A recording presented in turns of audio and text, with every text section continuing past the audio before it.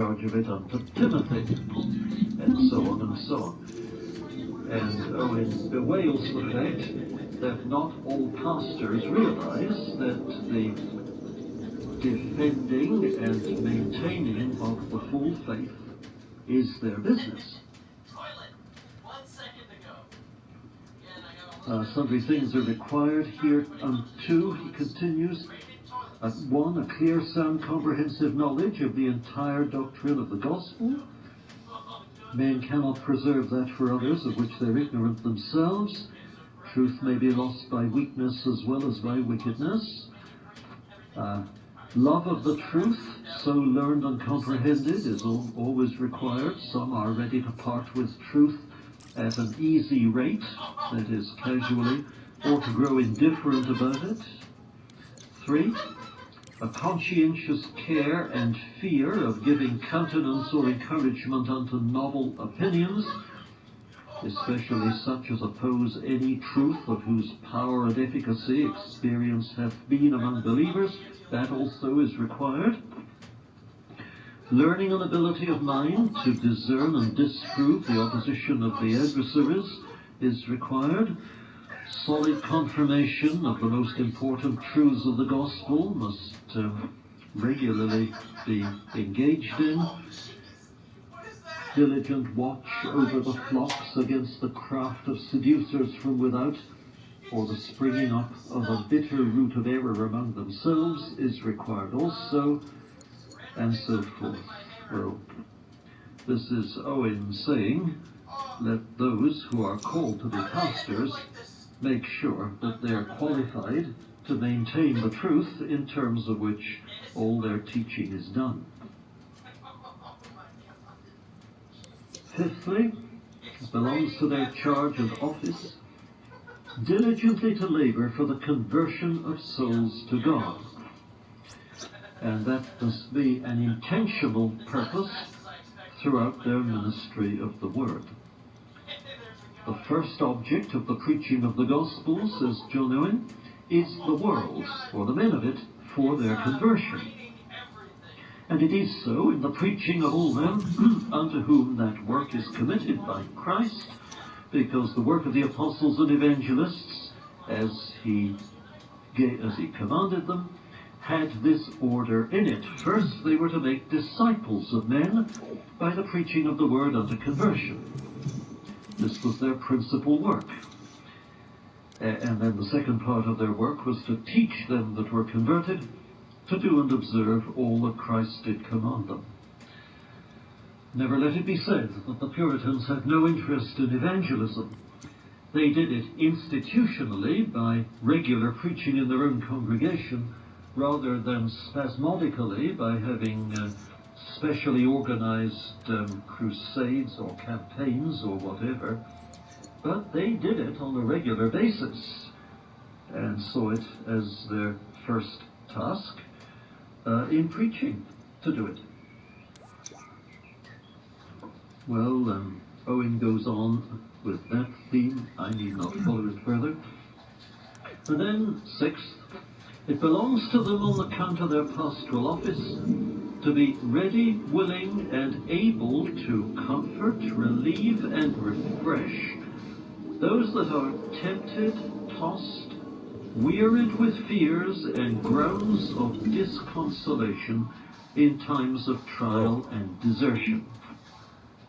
The tongue of the learned is required in them, that they should know how to speak a word in season to him that is weary. Christ in heaven, Owen continues,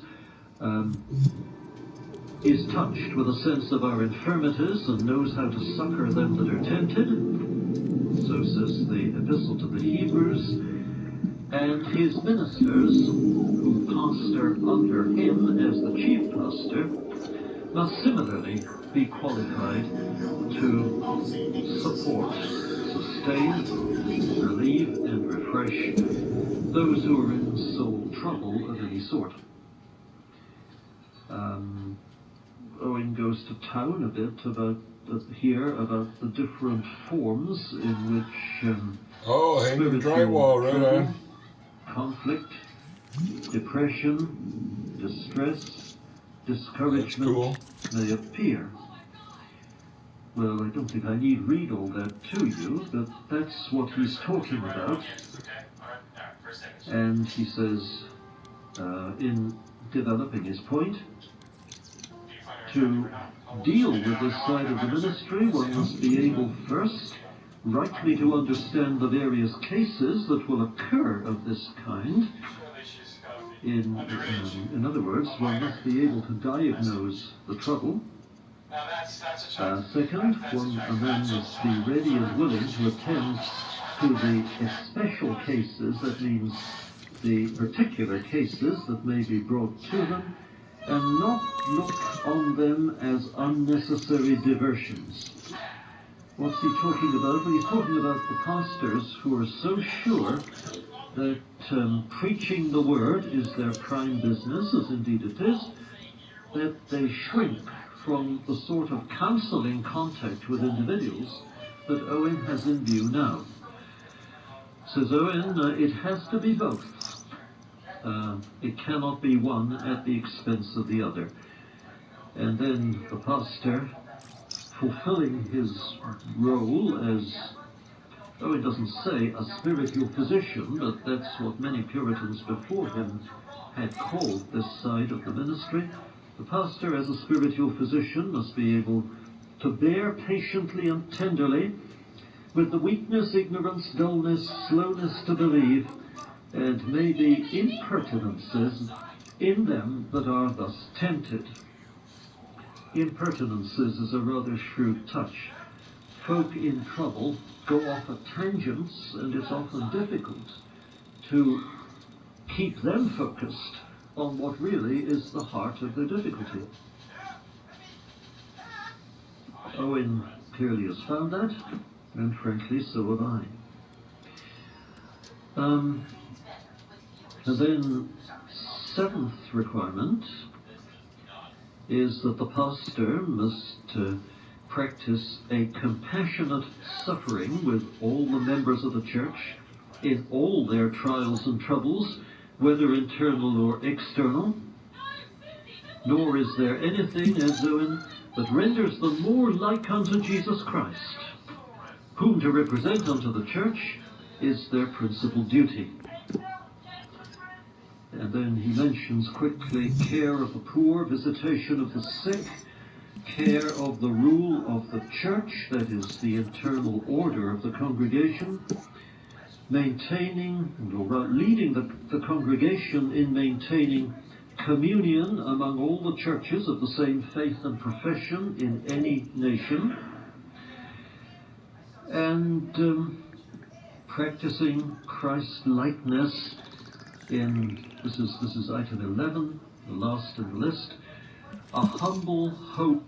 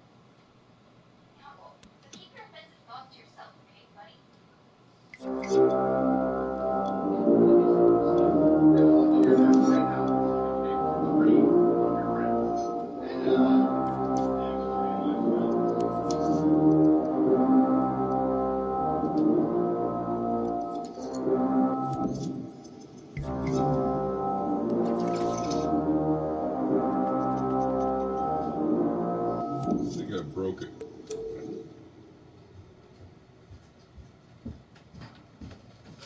Hey, Dad. Hey, son. Name 3 of my friends. 3 of your friends? At least, I think. Matthew, Canaan, Shanabel. Was I right? Yeah. You just wanted to see if I could? Yeah.